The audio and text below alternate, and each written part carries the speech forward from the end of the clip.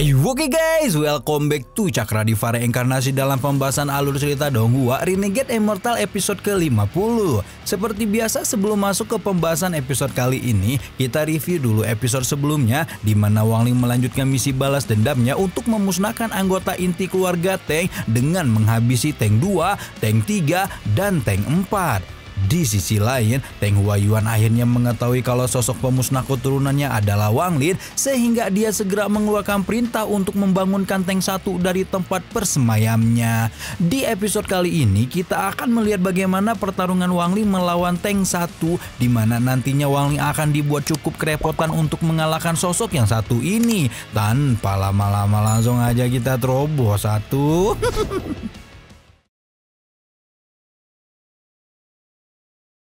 Suatu hari di sebuah jalan, seorang kultivator terlihat bertinyi-tinyi kepada segerombolan pengembara tentang lokasi negara Jo yang sedang dia tuju. Nah, setelah bertinyi, kultivator itu akhirnya mendapatkan jawaban kalau negara Jo sudah tidak jauh dari lokasi mereka saat ini.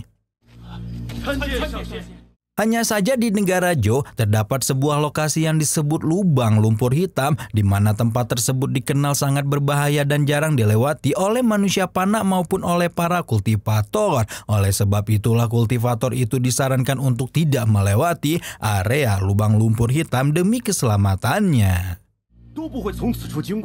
Alih-alih mendengarkan saran rombongan tersebut, kultivator itu malah nekat melintasi area lubang lumpur hitam hingga akhirnya dia harus merasakan sendiri betapa berbahayanya area itu. Saat terbang di atas lubang lumpur hitam, kultivator itu tiba-tiba diserang oleh kabut hitam misterius sehingga dia buru-buru mengkonsumsi sejumlah pil untuk meningkatkan kekuatannya dalam sekejap dengan harapan bisa menghindari kabut hitam itu untuk lebih cepat lagi. Namun karena kekuatan kabut hitam itu jauh lebih kuat, pada akhirnya kultivator itu gagal menghindar dan malah terhisap kabut hitam hingga ke dalam lubang lumpur hitam dan berakhir di tangan Teng 1.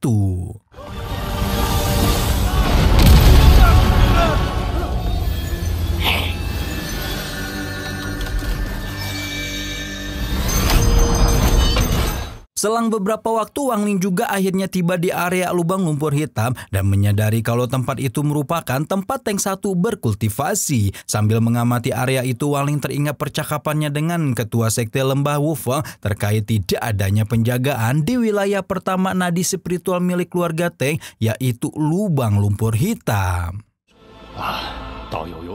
Dan ternyata tidak adanya penjagaan di lokasi itu dikarenakan Teng 1 merupakan satu-satunya anggota inti yang paling kuat yang posisinya tidak pernah digantikan oleh anggota keluarga Teng manapun selama 400 tahun terakhir. Setelah mengingat hal itu, Wang Ling berdiri di atas lubang lumpur hitam dan menyaksikan sendiri bagaimana kuatnya energi spiritual yang ada di sana. Asyik mengamati lubang lumpur hitam, Wang Ling tiba-tiba disambut oleh suara Teng 1 yang kala itu menebak apakah Wang Ling adalah orang yang dibicarakan Teng Huayuan.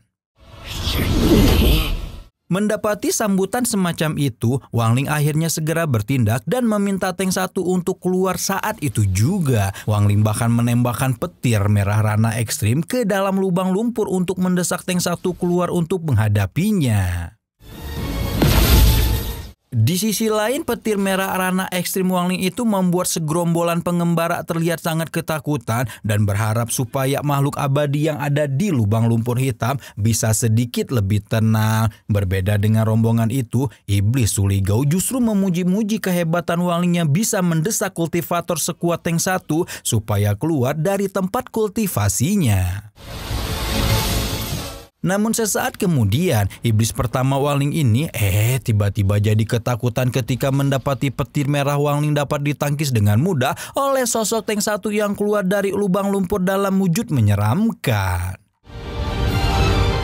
Begitu menampakkan wujudnya tank 1 yang tingkat kultivasinya sudah mencapai tahap akhir jiwa baru lahir ini, lantas berkata kepada Wang Lin bahwasanya Teng Huayuan itu telah memelihara 8 sampah jiwa baru lahir di anggota keluarga Teng, sehingga menyebabkan Teng 1 harus keluar dari tempat kultivasinya hanya untuk menghadapi seorang Wang Lin. Setelah mengatakan itu, Teng 1 yang nampaknya sangat kesal ini pun langsung saja melemparkan serangannya terhadap Wang Lin hingga terjadilah baku hantam di antara mereka.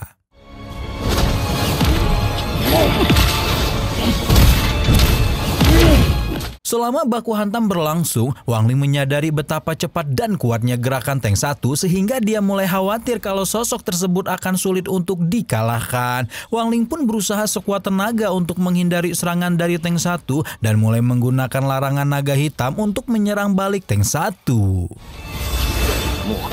Menghadapi larangan naga hitam, Teng 1 tidak terlihat takut sama sekali dan bahkan sengaja membiarkan dirinya dihantam oleh serangan tersebut. Namun yang dikejutkan, meski telah dihantam naga hitam, Teng 1 ternyata masih dapat bertahan hidup dan bahkan dapat memulihkan lukanya.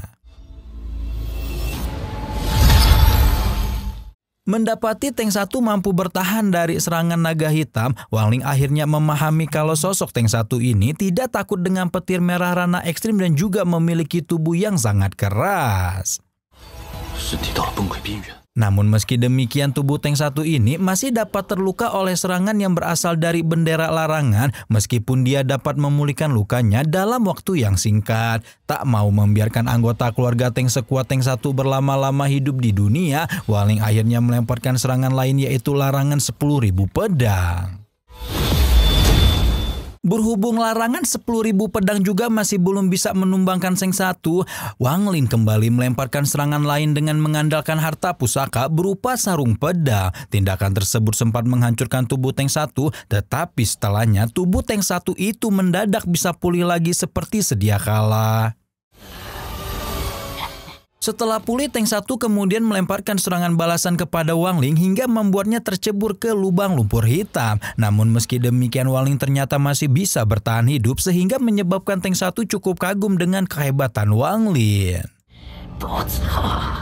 Berpindah ke tempat lain, Teng Huayuan terlihat sedang membakar token identitas milik anggota inti yang telah tewas dan mendapatkan masukan dari salah satu keturunannya, di mana Teng Huayuan diberi usulan untuk mengirim seseorang yang dapat membantu Teng 1 menghadapi Wang Lin supaya tidak terjadi kegagalan seperti 8 anggota inti lainnya.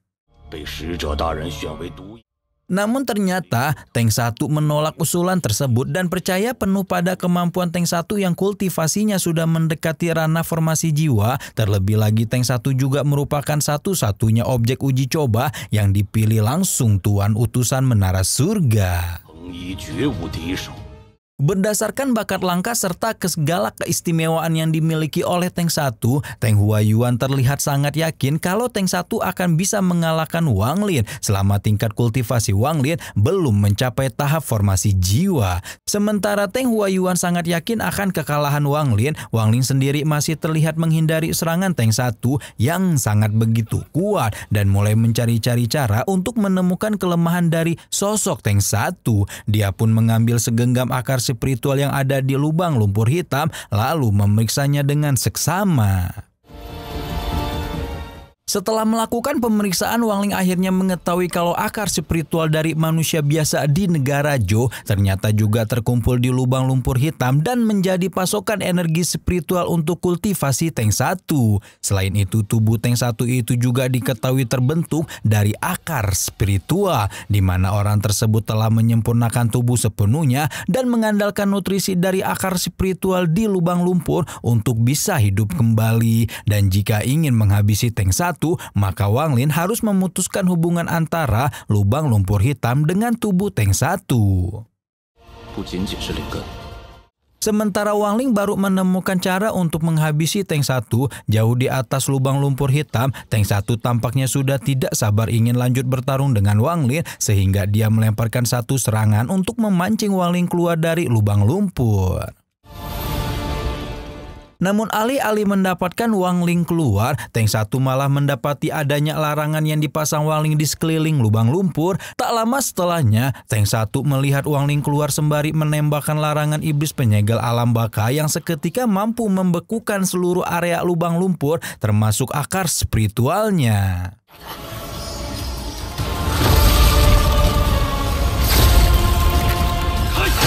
Tak cukup sampai di situ, Wang Ling juga ikut membekukan tubuh Tank 1 dan menjebaknya dalam bongkahan es. Namun yang mengejutkan, tubuh Tank 1 itu mampu memancarkan kekuatan yang sangat mendominasi, menyebabkan dirinya dapat terbebas dari bongkahan es dalam sekejap.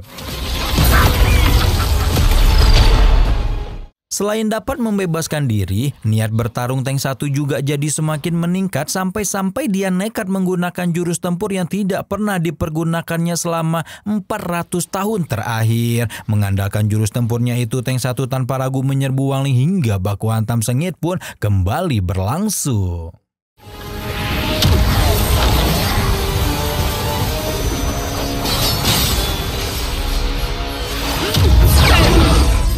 Saat pertarungan kali ini berlangsung, Wang Ling merasa tidak asing dengan jurus tempur yang dipergunakan Tank 1 dan dia pun segera menggunakan larangan lain untuk menjerat tubuh Tank 1.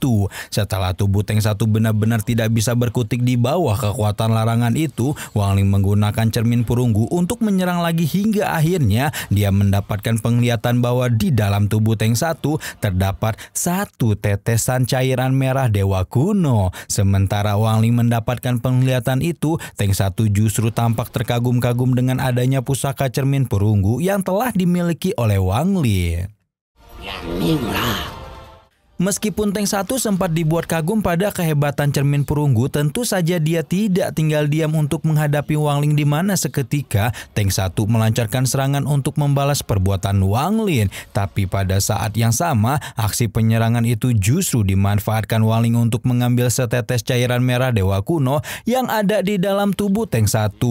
Begitu tetesan merah itu diambil, Wang Ling langsung menggunakan tetesan itu untuk memanggil iblis raksasa penjaga dewa kuno, di mana setelahnya hodam iblis raksasa itu dipergunakan Wang Ling untuk menghabisi Tank 1.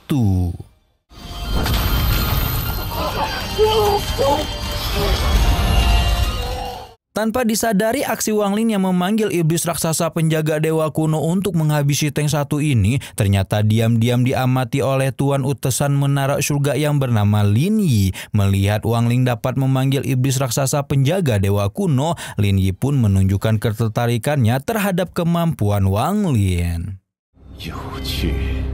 Sementara di sisi lain, seorang anggota keluarga Teng terburu-buru pergi melapor kepada Teng Huayuan memberitahukan bahwa formasi pembatas yang menyegel kotak keluarga Teng masih belum bisa diterobos hingga saat ini. Untuk menindaklanjuti situasi itu, si pelapor pun memohon kepada Teng Huayuan untuk segera mengambil tindakan.